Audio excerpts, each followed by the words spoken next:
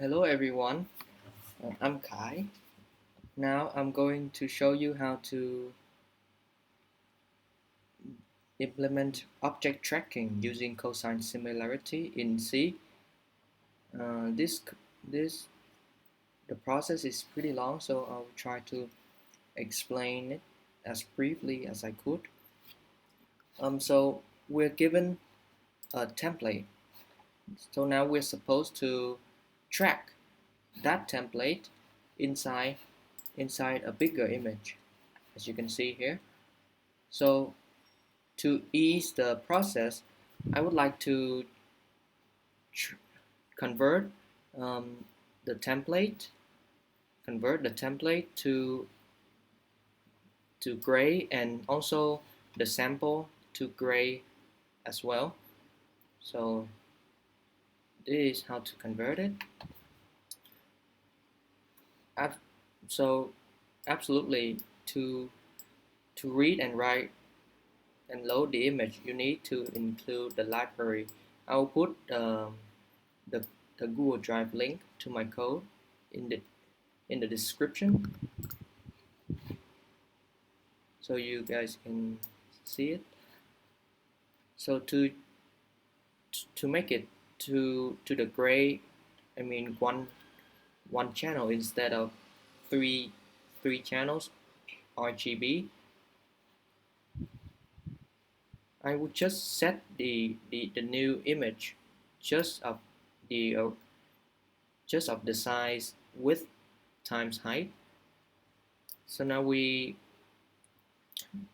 calculate the pixel gray I times W plus J equals the JB J the RGB of the original image divided by 3. So you will get the gray image. Um, we do that with the templates as well as the 63 images. Because there are 63 images, so I'll use the S string and I'll run a for loop from 0 to 63. Is I load 63 images, as you can see, and I'll convert it to gray as well using the very same function I do with the template.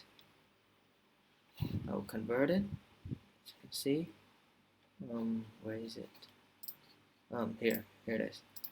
Convert it to gray, all gray, and I need to write the function write to save all of them into this folder. Initialize the result path, which is also 63 new images, and now use the cosine similarity and update. Because the code is pretty long, so I will try to explain it shortly. So you need to put it in the parameter, the template, gray, the sample gray, the width, the height, because they are all gray. So the channel is 1, so we don't need to put that. And to transfer the image back to the color version, I'll need the sample here. So I will implement a void function called cosine similarity. So instead of, as you can see, instead of running from here to here, which can take a lot of time, and my Mac is pretty slow, so I will just, because since here I will show you, since I know that the position of my template is just, it's just changing from here, about from here to here, so I would just run it from at this point to this point. Which is why I set this one. It runs for the height, it runs at 88, and for the width, it runs it will start at 225. And remember, this is the height and the width of the big sample. So why do I need to run it to 400 and 530 minus h? So this is so the main idea is sliding the image. So given the image starting at 0 and the maximum height is 200, the maximum width is 300. So I need to only slide the image to this position. I mean, if I slide to here, and it will go outside. It will go outside the image, and it is the same with the width as well. So it it should only it should only slide to this position. So it will cover enough the portion of the image, as you can see here. That's why I minus h, so it won't go out of that range. Now I count the cosine similarity. This one is actually the formula, so you need to calculate it. So because we all converted to the gray to the one channel, so we eliminate the for loop for the channel, calculated. And because the cosine is the maximum of cosine is 1, so the larger the cosine, the more accurately it will matches our template. So I implement here to compute the maximum cosine. And now I need to verify those positions in which the cosine is maximum. So if the cosine is max, I will update the template. Now I will explain it to you later why we need to do it.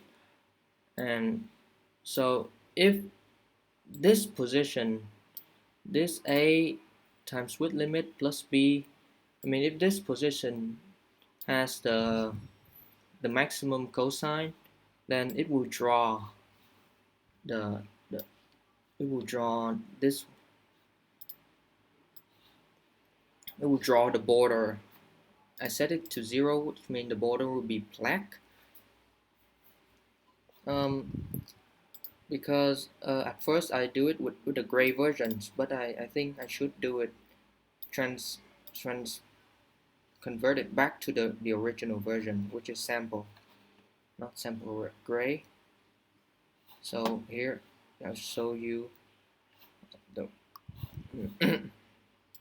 so the idea that I need to update the template is because I don't go because after each image the template it changes, so it no longer fits, and the cosine similarity that you calculate may not be correct.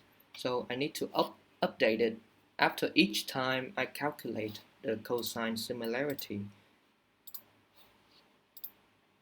So I calculate it and I update it. Each time I calculate, I will update the template, as you can see here. It will change.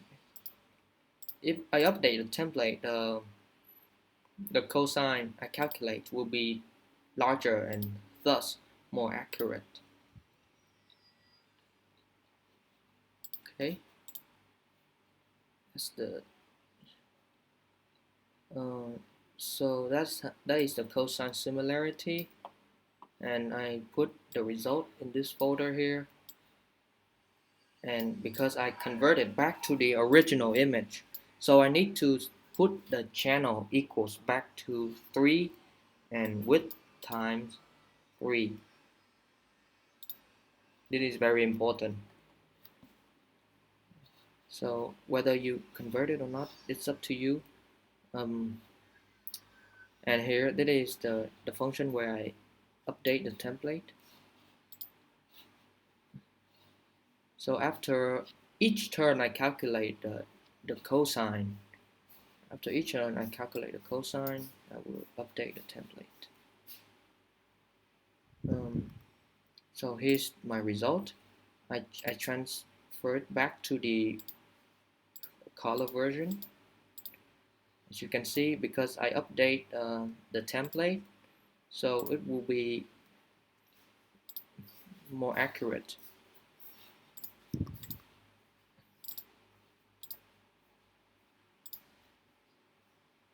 I mean, the advantages of implement